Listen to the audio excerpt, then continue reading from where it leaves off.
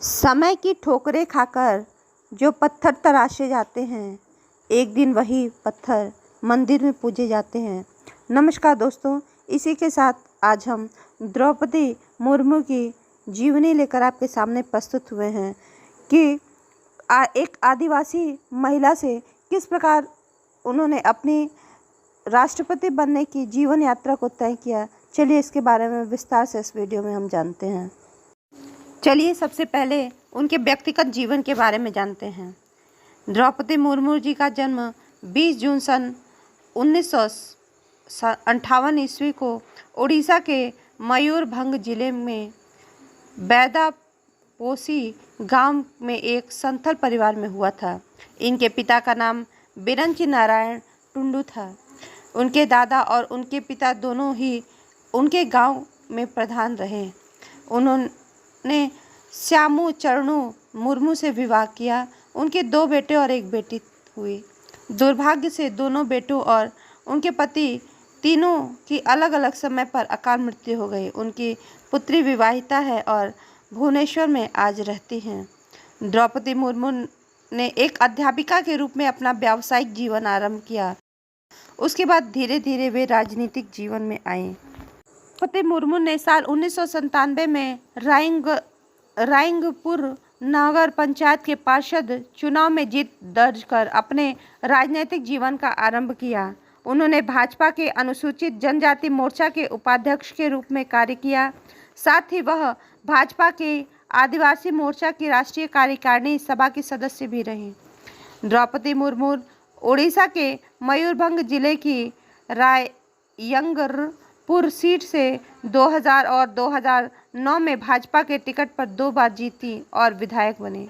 उड़ीसा में नवीन पटनायक के बीजू जनता दल और भाजपा गठबंधन की सरकार में द्रौपदी मुर्मू को सन 2000 और 2004 के बीच वाणिज्य, परिवहन और बाद में मत्स्य और पशु संसाधन विभाग में मंत्री बनाया गया था। द्रौपदी मुर्मू मई सन 2015 में झारखंड की नवी राज्यपाल बनाई गई। उन्होंने सैयद अहमद की जगह ली। झारखंड उच्च न्यायालय के तत्कालीन मुख्य न्यायाधीश वीरेंद्र सिंह ने द्रौपदी मुर्मू को राज्यपाल पद की शपथ दिलाई। झारखंड की पहली महिला राज्यपाल बनने का खिताब भी द्रौपदी मुर्मू के नाम रहा। साथ ही वह किसी भी भारतीय राज्य की राज्यपाल बनने वाली सबसे पहली आदिवासी महिला भी रही हैं। द्रौपदी मुर्मू ने 24 जून सन 1922 में अपना नामांकन किया। उनके नामांकन में पीएम मोदी प्रस्तावक और राजनाथ सिंह अनुमोदक के रूप में प्रस्तुत हुए। सत्ताधारी राष्ट्रीय जनतांत्रिक गठबंधन द्वारा जून 2022 को भारत के राष्ट्रपति पद की वे उम्मीदवार घोषित की गई। द्रौपदी मुर्मू ने 24 जून 2022 को अपना नामांकन किया था। 21 जुलाई 2022 को राष्ट्रपति के निर्वाचन का परिणाम घोषित हुआ, जिसमें मुर्मू ने संयुक्त विपक्ष के प्रत्याशी यशवंत सिंह को हराकर भारत के 14वें राष्ट्रपति रामनाथ कोविंद के पश्चात 25 जुलाई 2022 को भारत के 15वें राष्ट्रपति के रूप में शपथ ग्रहण किया।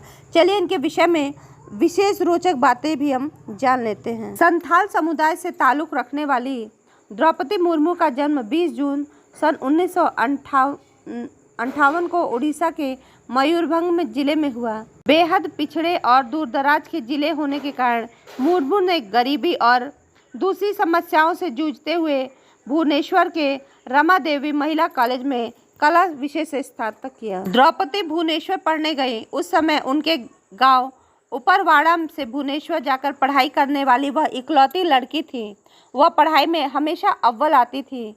उन्हीं दिनों श्याम चरण मुर्मू से उनकी मुलाकात हुई। वह भी भुवनेश्वर के एक कॉलेज में पढ़ाई कर रहे थे।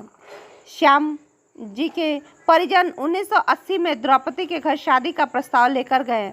श्याम के घर वाले 3-4 दिन उपरवाड़ गांव में ही टिके रहे। देर से ही सही, काफ़ी मनाने पर घर वाले मान गए और द्रौपदी को मायके से तब एक गाय और बैल भी उपहार के रूप में मिला था। तीसरी जो महत्वपूर्ण बात है उनके विषय में जानते हैं। शायद कम लोग ही जानते होंगे कि देश की नई राष्ट्रपति ने राजनीतिक में आने से पहले अपनी करियर की शुरुआत एक कलर के रूप में की थी। उन्होंने सन 1979 से लेकर 1983 तक सिंचाई और बिजली विभाग में जूनियर असिस्टेंट के रूप में कार्य किया। सन 1994 से सन 1997 तक उन्होंने असिस्टेंट टीचर के रूप में काम किया। बाद में वह राज्य की राज्य मंत्री बने। द्रौपदी मुर्मू जी का निजी जीवन त्रासदियों से भरा रहा। मुर्मू का विवाह श्याम चरण मुर्मू से हुआ। इनसे उनकी 3 संतानें हुई, 2 बेटे और 1 बेटी। आज वह सर्वोच्च पद पर पहुंच चुकी हैं, लेकिन परिवार की कमी आज भी उन्हें खलती है। उन्होंने अपने पति और दोनों बेटों को खो दिया। सन 2009 में उनके पहले बेटे की रहस्यमय स्थिति में मौत हो गई। 3 साल बाद सड़क हादसे में दूसरे बेटे ने जान गंवा दी और कार्डियक अरेस्ट से 2014 में पति का निधन हो गया। इन पर अचानक दुखों का पहाड़ ही टूट पड़ा, लेकिन उन्होंने हिम्मत नहीं हारी, खुद को संभाला और बेटी को आगे बढ़ाया और आज वह एक आदिवासी समुदाय के लिए मिसाल बन चुकी है। मुर्मू जी की बेटी इतिश्री का विवाह हो चुका और वह भुवनेश्वर में रहती हैं। मुर्मू जी को जानने वाले ये मानते हैं कि वह एक अप्रोचेबल लीडर रही हैं, अपने काम के प्रति ईमानदार। उनका मदरहुड नेचर हमेशा रहा है। शायद इसीलिए हर कोई उन्हें द्रौपदी दीदी कहता है। सब लोग उन्हें बहन के रूप में मानते हैं।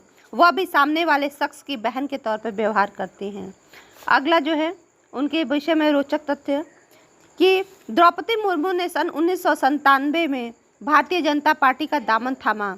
इसी साल रायंगरपुर नगर पंचायत में एक पार्षद के रूप में राजनीतिक जीवन का आरंभ किया। साल 2000 में बीजू जनता दल और भाजपा के गठबंधन में जब सरकार बनी तो वो मंत्री बनी। उन्होंने परिवहन, वाणिज्य, मत्स्य, पशुपालन जैसे मंत्रालयों को संभाला। 2007 में मुर्मू जी को उड़ीसा विधानसभा की ओर से सर्वश्रेष्ठ विधायक के लिए नीलकंठ पुरस्कार से सम्मानित किया गया। अगला जो रोचक तथ्य है कि मुर्मू भाजपा की उड़ीसा इकाई की अनुसूचित जनजाति मोर्चा की उपाध्यक्ष और बाद में अध्यक्ष भी रहीं। सन 2013 में भाजपा राष्ट्रीय कार्यकारिणी के सदस्य के रूप में नामित हुई। अगला जो रोचक तथ्य है कि साल 2015 में उन्हें झारखंड का राज्यपाल बनाया गया। वह पहली राज्य की महिला राज्यपाल होने का गौरव भी रखती हैं। सन 2017 में गवर्नर के तौर पर मुर्मू ने झारखंड विधानसभा की ओर से एक बिल पारित हुआ, जिसमें भाजपा के रघुवर दास जी को उन्होंने लौटा दिया था। आदिवासी जनता भी इसके विरोध में सड़क पर आ गई थी। भाजपा से जुड़ाव होने के बाद भी सरकार के बिल लौटाने का साहसिक फैसला लेने पर विपक्षी दलों ने मुर्मू के इस साहसिक कदम की तारीफ की। तब आज के मुख्यमंत्री हेमंत सोरेन ने राज्यपाल की सराहना करते हुए कहा कि उनके इस कदम से साबित कर दिया कि आदिवासियों की हित वाली राज्यपाल राजभवन में इनकी जीवन शैली काफ़ी सरल और साधारण है। ये दिखावा कतई पसंद नहीं करती हैं। द्रौपदी मुर्मू जिस घर में दुल्हन बनकर आई थी, अब वह आवासीय स्कूल के रूप में तब्दील हो चुका है। पहाड़पुर गांव में श्याम लक्ष्मण शिपुन उत्तर माध्यमिक विद्यालय के नाम से यह प्रसिद्ध है। हर साल अपने बेटों और पति की पुण्यतिथि पर वह जरूर जाती हैं। उस स्कूल में भी आज जश्न का माहौल है जब मुर्मू जी ने राष्ट्रपति पद की शपथ ली। धन्यवाद दोस्तों। आपको ये वीडियो अच्छा लगा हो तो प्लीज़ इसे लाइक, शेयर, सब्सक्राइब करना ना भूलें।